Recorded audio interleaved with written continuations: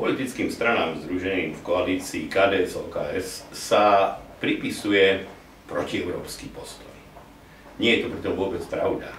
Na rozdiel od iných sme presne chápali postupnosť krokov, ktoré treba pre členstvo v Európskej únii urobiť a trvali sme na tom, aby sa zrealizovali.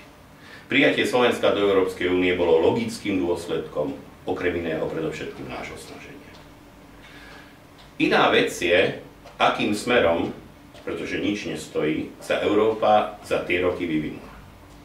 Dnes, tak ako vtedy sme cítili potrebu pracovať pre dobrú vec, vieme, že dobrou vecou je korigovať niektoré trendy, ktoré si Európa toho času vybrala.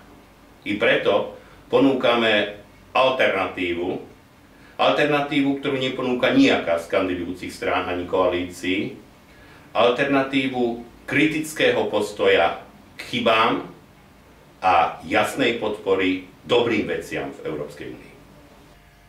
Voľte kandidátku číslo 9. Kandidátku koalície Konzervatívnych demokratov Slovenska a Občianskej konzervatívnej strany.